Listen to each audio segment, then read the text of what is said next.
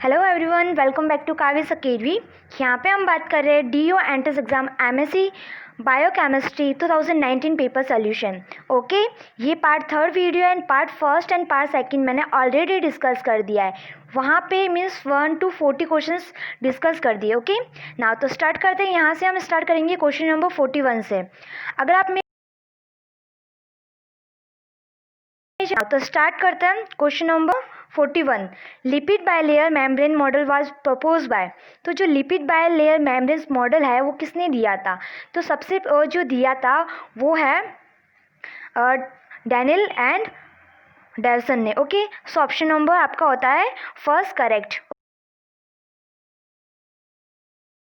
Okay, model दिया था and Robertson ने मॉडल दिया था unit membrane concept. Okay, and जो डेल्सन्स एंड डैनियल्स है इन्होंने सैंडविच मॉडल दिया था, उसको लिपिड बायलेयर मॉडल भी बोला जाता है। Okay, so option number first होता है आपका करेक्ट। नाउ नेक्स्ट देखते हैं question number 42। Very last step of protein secretion from liver is. तो यहाँ पे जो प्रोटीन सिक्रेशंस होते हैं फ्रॉम द लीवर इज, तो यहाँ पे स्टेप्स क्या होता है? सबसे पहले पता है कि जो प्रोटीन सॉर्टिंग होती है वो सबसे लास्ट स्टेप होता है। Okay, so option number fourth होता है आपका correct. Now the protein resemble responsible for the formation of fibrin monomer. तो ऐसा कौन सा प्रोटीन है जो रिस्पॉन्सिबल होता है फाइब्रिन मोनोमर का फॉर्मेशन करने के लिए? तो जो फाइब्रिन मोनोमर है इसका फॉर्मेशन होता है फ्रॉम दी जो fibrinogen. Okay, plasma protein fibrinogen वो कन्वर्ट होता है फाइब्रिन में। किस में कन्वर्ट होता है? फाइब्रिन में। तो उसके लिए एक यूज़ आता है, एक प्रोटीन रिस्पॉन्सिबल होता है that is known as the thrombins. क्या? थ्रोम्बिन्स। तो इसकी वजह से ये जो फाइब्रिनोजन होता है वो फाइब्रिन में कन्वर्ट होता है। तो यहाँ पे पूछा गया रिस्पॉन्सिबल फॉर, तो कौन रिस्पॉन्सिबल है? वो है thrombin. Okay, so option number first होता है आपका correct. Now question number 44। The precautionary acetic acid biosynthesis in plant. तो यहाँ पे जो प्रिकर्सर होता है इंडोल एसिटिक एसिड, तो सबसे पहले चीज़ ये आती है कि इंडोल एसिटिक एसिड होता क्या है ना? ये जो ऑक्सीजन है, नेचुरल अकरिंग ऑक्सीजन है, वो है आपका indole acetic acid and IBA that is the indole butyric acid. Okay, तो जो ऑक्सीजन होता है आपको पता है कि प्लांट्स का एक हार्मोन है कि प्लांट के अंदर कोई भी ग्रोथ होती है वो इस हार्मोन की वजह से होती है। ओके, जो नेचुरल अकरिंग ऑक्सीजन है that is the indole acetic acid and the IBA indole butyric acid. तो जो इंडोल एसिटिक एसिड है इसका प्रिकर्सर पूछा गया है ना। प्रिकर्सर मीन्स किससे फॉर्म होता है? जो ट्रिप्टोफैन है वो इसका प्रिकर्सर होता है। तो यहाँ पे जो ट्रिप्टोफैन है अमीनो एसिड वो इसका प्रिकर्सर है, सो ऑप्शन नंबर थर्ड होता है करेक्ट। और ट्रिप्टोफैन्स की कार्बोक्सिलेशन से, डीएमिनेशन से एंड ऑक्सीडेशन से, इसके थ्रू इंडोल एसिटिक एसिड का फॉर्मेशन होता है। ओके, तो ध्यान रखना ये क्वेश्चंस प्लांट से नहीं है, ये क्वेश्चंस आपके अमीनो एसिड से है। तो आपको पता होना चाहिए कि अमीनो एसिड किस किस चीज़ों का प्रिकर्सर है। Okay, now so option number third होता है आपका करेक्ट। ना human intestinal flora can not digest. तो जो ह्यूमन के अंदर, आपको पता है कि ह्यूमन के अंदर सेलुलोज का डाइजेशन नहीं होता है ना। बहुत बेसिक क्वेश्चन है क्योंकि हमारे बॉडी के अंदर ना इसकी माइक्रो ऑर्गेनिज्म प्रेजेंट है और ना ही सेलुलेज एंजाइम प्रेजेंट है। ओके, जो आपकी टर्माइट्स होती है, रूमिनेंट्स एनिमल्स होते हैं है ना, उनके अंदर ये कैपेबिलिटी होती है बिकॉज यहाँ पे माइक्रो ऑर्गेनिजम्स इनके अंदर प्रेजेंट होता है ना। तो यहाँ पे हमारे अंदर कुछ भी नहीं है, सो ऑप्शन नंबर फर्स्ट होता है आपका करेक्ट। ओके, हमारे अंदर सेलुलोज को डाइजेशन करने की कैपेसिटी नहीं होती है। Now question number 46। Bacterial conjugation was first discover by. तो बैक्टीरियल कॉन्जुकेशन एक जो सेक्सुअल रिप्रोडक्शंस का एक टाइप है ना बैक्टीरिया के अंदर। तो यहाँ पे हम जो किसने डिस्कवर किया ये पूछा गया। बैक्टीरियल कॉन्जुगेशन आप एक बार टॉपिक देख लेना, ये काफ़ी ज़्यादा इंपॉर्टेंट है। किसी किसी के अंदर पूछा जाता है कि एक बैक्टीरिया डिवाइड होगी तो मीन्स एक कॉन्जुगेशन से कितनी डॉटर बनते हैं, है ना। तो इतना आपको पता होना चाहिए ना। तो इसका discover by the Lederberg and the Tatums. Okay, so option number first होता है आपका correct. 11 urea and formaldehyde can. तो जो यूरिया एंड फॉर्मेमाइड, ओके, तो ये क्या काम करते हैं? तो जो यूरिया फॉर्मेमाइड, यहाँ पे सब डीएनए के बारे में दे रखा है, मीन्स यहाँ पे डीएनए के अंदर क्या यूज़ है वो, अगर डीएनए के अंदर यूरिया अगर हम डालें तो ये क्या करेगा, उसको डीएनए को डीनेचर कर लेगा। क्या करेगा, डीएनए को डीनेचर करेगा। डीनेचर का मीन्स होता है उसके हाइड्रोजन बॉन्ड को ब्रेक करना। किसको, हाइड्रोजन बॉन्ड को ब्रेक करना। मीन्स हाइड्रोजन बॉन्ड को ब्रेक करना, इसका मीन्स ये होता है कि उसमें सैचुरेटेड बढ़ जाएगी। ओके, तो जब ये तो टीएम की वैल्यू क्या होगी, डिक्रीज हो जाएगी। तो यहाँ पे क्या होगा, decrease the TM of the DNA. Okay, so option number first होता है आपका correct. Now question number 48, an example of non ionic detergent it. तो यहाँ पे नॉन आयोनिक डिटर्जेंट का एग्जाम्पल पूछा गया है। तो डिटर्जेंट अलग डिफरेंट टाइप्स के होते हैं, लाइक आयोनिक, नॉन आयोनिक, है ना, सिंथेटिक डिटर्जेंट। तो यहाँ पे नॉन आयोनिक पूछा गया है, एनायनिक, कैटायनिक, है ना, नॉन आयनिक। नॉन आयनिक का मीन्स होता है ना उसके अंदर एनाइक है ना उसके कैटायनिक है, मीन्स ये neutral colloidal particle in solutions. Okay, so यहाँ पे इसके एग्जांपल पूछे गए, तो एग्जांपल आपको ध्यान रखना है। तो यहाँ पे जो ट्राइटोन X100 है, ट्राइटोन हुआ एंड ट्विन हुआ, है ना, ये सारे एग्जाम्पल है नॉन आयोनिक डिटर्जेंट की। सो ऑप्शन नंबर आपका होता है फर्स्ट करेक्ट। ये जो सोडियम डोडोसाइल सल्फेट दे रखा है, ये आपका एनाइक का एग्जाम्पल है।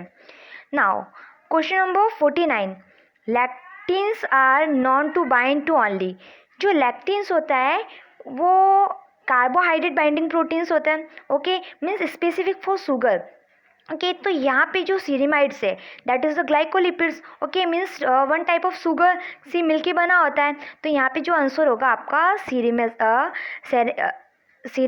सेरेमाइड्स। Okay, so option number first होता है आपका correct. Now question number 50, excessive intake of which of the following element cause mottled teeth and the enlarge bones. तो यहाँ के अंदर कोई चीज़ ले लेते हैं तो क्या होगा, मोल्टेड टीथ मीन्स दांत खराब हो जाते हैं। ओके, तो इसकी वजह से क्या होता है कि डिजीज़ हो जाती है फ्लोरोसिस डिजीज़, एंड बॉन्स का इनलार्जमेंट भी हो सकता है। तो जो फ्लोरीन होता है, फ्लोरीन की एक्सेसिव इंटेक की वजह से होता है। ओके, जिसकी वजह से फ्लोरोसिस डिजीज़ भी हो जाती है। सो ऑप्शन नंबर आपका होता है सेकेंड करेक्ट। नाउ तो आपको इसके लिए आपको माइक्रोन्यूट्रिएंट एंड मैक्रोन्यूट्रिएंट्स के बारे में एक बार देख लेना, कॉज करता है वो। Okay, now absence of functioning पर ऑक्सीसोम्स रिजल्ट इन। तो यहाँ पे दे रखा है पर ऑक्सीसोम। पर ऑक्सीसोम ऑर्गेनल्स है जो बीटा ऑक्सीडेशन कराता है, और आपको पता है कि वो 2 ऑर्गेनल्स के अंदर होता है, एक होता है माइटोकॉन्ड्रिया के अंदर, ओके, एंड एक होता है पर ऑक्सीसोम के अंदर। जो माइटोकॉन्ड्रिया के अंदर बीटा ऑक्सीडेशन होगा वहाँ पे एटीपी का फॉर्मेशन होता है, बट पर ऑक्सीसोम में जब बीटा ऑक्सीडेशन होता है मीन्स फैटी एसिड का ब्रेकडाउन होना। ओके, तो पर ऑक्सीसोम में जब बीटा ऑक्सीडेशन होता है वहाँ पे एटीपी का फॉर्मेशन नहीं होता है। क्यों नहीं होता है, क्योंकि वहाँ पे इलेक्ट्रॉन ट्रांसपोर्ट चैन नहीं है। ओके, तो ये चीज़ ध्यान रखना। तो यहाँ पे पर ऑक्सीसोम्स की नॉन फंक्शनिंग, ओके, जब नॉन फंक्शनिंग या फिर उसकी नंबर रिड्यूस हो जाए तो इस कंडीशन में डिजीज होती है, that is the Zellweger syndromes. Okay, so option number आपका होता है सेकंड करेक्ट। तो ध्यान रखना ये किस वजह से होती है, ये मल्टीपल इफेक्ट शो करता है, मीन्स यहाँ पे नॉन फंक्शनिंग या फिर रिडक्शन इन नंबर ऑफ पर ऑक्सीसोम, इस कंडीशन में ये जो डिजीज हो जाती है। नाउ सो ऑप्शन नंबर आपका होता है सेकंड करेक्ट। तो ओवरऑल ये चीज़ ये है कि जितनी भी ऑर्गेनल्स है लाइक लाइसोसोम डिजीज़, गोल्जी में जो डिजीज़ होती है माइटोकॉन्ड्रियल डिजीज़, है ना, पर ऑक्सीसोम डिजीज़, तो ये सारे डिजीज़ के आपको नेम पता होना चाहिए। Now a single calmodulin proteins can bind how many calcium molecules. तो जो कैलमोड्यूलिन प्रोटीन्स होता है ना, तो ये इसके ऊपर कैल्शियम बाइंडिंग साइट होती है। ओके, लाइक इस टाइप का होता है। तो यहाँ पे 4 कैल्शियम्स के मॉलिक्यूल्स बाइंड हो सकते हैं, 1 2 3 एंड 4। कैलमोड्यूलिन इनएक्टिव होता है, जैसे ही इस पे कैल्शियम बाइंड होता है वो एक्टिव हो जाता है, और जो भी टारगेट सेल पे उसका काम है वो जाके वो करता है। ओके, मीन्स यहाँ पे कितने नंबर ऑफ कैल्शियम बाइंड होते हैं, यहाँ पे होते हैं 4 कैल्शियम मॉलिक्यूल्स। तो ऑप्शन नंबर आपका फर्स्ट होता है करेक्ट। ये जो कैलमोड्यूलिन है बहुत सारी चीज़ें में काम करता है, लाइक मेटाबॉलिज्म में, एपोप्टोसिस में, इम्यून रिस्पॉन्स में, सेल मोटिलिटी में, है ना, तो बॉडी के अंदर कैल्शियम लेवल को इंक्रीज़ करने में, तो बहुत सारे इसके फंक्शंस होते हैं। सो यहाँ पे ये भी आप अच्छे से देख लेना। Okay, so option number first होता है आपका करेक्ट। ना फर्स्ट यहाँ पे 4 कैल्शियम बाइंड होता है, फोर्थ होता है आपका फर्स्ट ऑप्शन नंबर फर्स्ट होता है आपका correct. Okay. Now propagation of action पोटेशन through the heart is faster in the. तो जो प्रोपोगेशन ऑफ एक्सन पोटेशन, तो एक्सन पोटेशंस अगर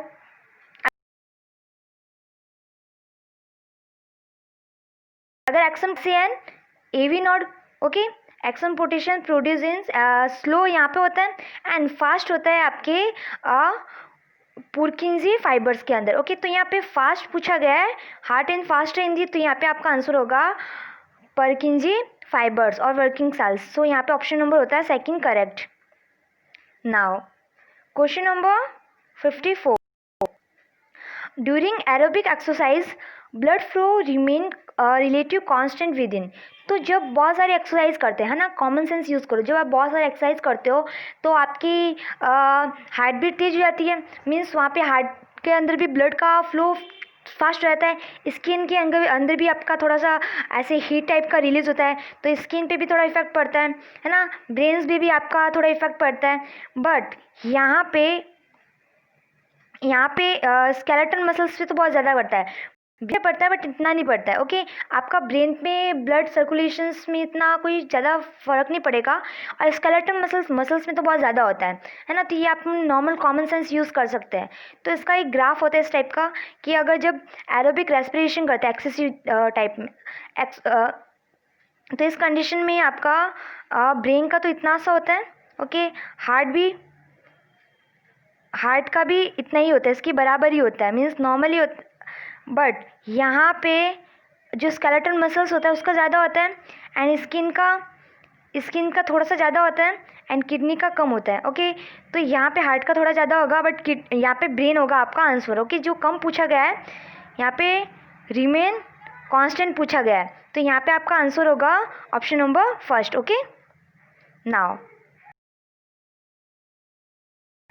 question number 55. During electron transport, proton are pumped out of the mitochondria at each of the major site except for. तो यहाँ पे पूछा गया है कि कौन से कॉम्प्लेक्स के प्रोटॉन का ट्रांसपोर्ट नहीं होता है ना, एक्सेप्ट पूछा गया है. तो इलेक्ट्रॉन ट्रांसपोर्ट आपको पता है कि जो माइटोकॉन्ड्रिया के अंदर कॉम्प्लेक्स होते हैं, 4 कॉम्प्लेक्स होते हैं. तो इसके अंदर जो फर्स्ट, थर्ड एंड फोर्थ होता है, वहाँ पे क्या होता है, they can pump proton from the matrix of mitochondria into the inter membrane space of mitochondria. जिस वजह से क्या होता है कि प्रोटॉन ग्रेडियंट जनरेट होता है, क्रिएट होता है. बट यहाँ पे जो कॉम्प्लेक्स 4 होता है वो यूज़ नहीं आता है, मीन्स वो प्रोटॉन ग्रेडियंट्स पंप नहीं करेगा इनर माइटोकॉन्ड्रिया मेम्ब्रेन स्पेस के अंदर. सो ऑप्शन नंबर आपका होता है first correct. Okay. Complex second. ना तो इसके अंदर आपको माइटोकॉन्ड्रिया लेना. ओके. उसकी कॉम्प्लेक्स मीन्स कैसे इलेक्ट्रॉन ट्रांसपोर्ट होता है वो चीज़. Now receptor molecules on the surface of cholera toxin is. तो सबसे पहले चीज़ ये आती है कॉलेरा टॉक्सिन. इसकी वजह से क्या होता है, ये जो है ये कॉलेरा टॉक्सिन किसके थ्रू प्रोड्यूस होती है, ये होती है आपकी विब्रियो कॉलेरा के थ्रू. ओके. ये एक ग्राम नेगेटिव बैक्टीरिया है जो क्या करता है कि एंटीरियोटॉक्सिन सीक्रेट करता है, मीन्स कॉलेरा टॉक्सिन का सीक्रेट करता है. ध्यान रखना एक एंटीरियोटॉक्सिन सीक्रेट करता है. ओके. नाउ तो ये क्या करता है कि इसकी जो लाइगेंड है कॉलेरा टॉक्सिन, अब इसका रिसेप्टर कहाँ प्रेजेंट है ये पूछा गया, रिसेप्टर कौन है वो पूछा गया. तो जो रिसेप्टर्स होता है वो होता है गैंग्लियोसाइट्स. ओके. सो ऑप्शन नंबर आपका होता है फोर्थ करेक्ट. जो गैंग्लियोसाइट्स होता है वो इसका रिसेप्टर्स होता है और वो प्रेजेंट होता है इंटेस्टाइनल एपिथेलियल सेल्स. ओके. वहाँ पे. सो ऑप्शन नंबर आपका फोर्थ होता है करेक्ट. नाउ नेक्स्ट देखते हैं isoelectric focus fusing is a technique routine usually to resolve protein based on their. तो जो आइसोइलेक्ट्रिक टेक्निक होती है वहाँ पे सबसे पहले पीआई की वैल्यू, प्रोटीन की पीआई वैल्यू के अकॉर्डिंग इलेक्ट्रोफोरेसिस के अंदर सेपरेट किया जाता है. ओके. अगर यहाँ पे फिर सेकंड चीज़ यहाँ पे मॉलिकुलर वेट के अंदर एसडीआई फेज के थ्रू इसको प्रोटीन को सेपरेट किया जाता है. तो यहाँ पे जो पीआई वैल्यू दे रखी है तो पीआई आपका होगा correct answer. Okay. Option number third होता है करेक्ट. ये क्वेश्चंस बहुत ज़्यादा रिपीटेटिव है, ध्यान रखना इसके बारे में काफ़ी ज़्यादा चीज़ें पूछी जाती है. Okay. Now ab enzyme are. तो एंजाइम से अलग अलग होते हैं like iso enzyme, allo enzyme, ab enzyme. Okay. तो जो एब एंजाइम होता है that is the catalytic antibody. Okay. Means they have a catalytic activity. तो मीन्स एंटीबॉडी जैसे जो antibodies they have a catalytic activity. So option number होता है fourth correct. इसके एग्जाम्पल होते हैं लाइक मोनोक्लोनल एंटीबॉडी। ओके, तो ध्यान रखना। तो एब एंजाइम्स का करेक्ट आंसर है आपका fourth. Okay, now acid phosphatase and you. तो जो एसिड फॉस्फेटेज है तो वो एक मार्कर एंजाइम्स की जैसे यूज आता है in the lysosome. Okay, so option number first होता है आपका correct. Now pyridoxal phosphate is functional form of. तो जो पायरोडॉक्सल फॉस्फेट है, ओके, तो ये एक्ट एज अ को एंजाइम। ये को एंजाइम्स की जैसे वर्क करेगा। जितनी भी ट्रांस एमिनेशन रिएक्शन प्रोसेस होती है वहाँ पे एज अ को एंजाइम्स की जैसे वर्क करेगा। एंड ये होती है active form of vitamin B6। Okay, means active form of vitamin B6 means function in the form of vitamin B6। तो ध्यान रखना कि जो विटामिन B6 होता है, बहुत सारे एंजाइम्स होते हैं, वो कैसे को एंजाइम्स की जैसे वर्क करते कल में यूज़ आता है। तो इस टाइप के क्वेश्चंस काफ़ी ज़्यादा पूछे जाते हैं। ओके, तो यहाँ पे हमने 20 क्वेश्चंस को सॉल्व कर लिए। जो नेक्स्ट पार्ट होगा उसके अंदर नेक्स्ट 20 क्वेश्चंस को सॉल्व कराऊंगी। ओके, अगर आपको वीडियो कैसी लगी, जैसी लगी, आप मुझे कमेंट्स में ज़रूर बताइएगा। ओके, एंड अगर आपने मेरे चैनल पे फर्स्ट टाइम विजिट किया है देन प्लीज़ सब्सक्राइब करना एंड वीडियो को लाइक करना मत भूलना। ओके, एंड आपको ये जो पेपर है वो BHU की काफ़ी ज़्यादा सिमिलर है। तो BHU बायोकेमिस्ट्री का पेपर भी आप अच्छे से सॉल्व कर लेना। Okay, and Hyderabad biochemistry paper वो भी मैंने सॉल्व करा रखा है, तो वो भी आप एक बार चेक कर लेना। Okay, so thank you so much for watching my video. Okay, so bye bye.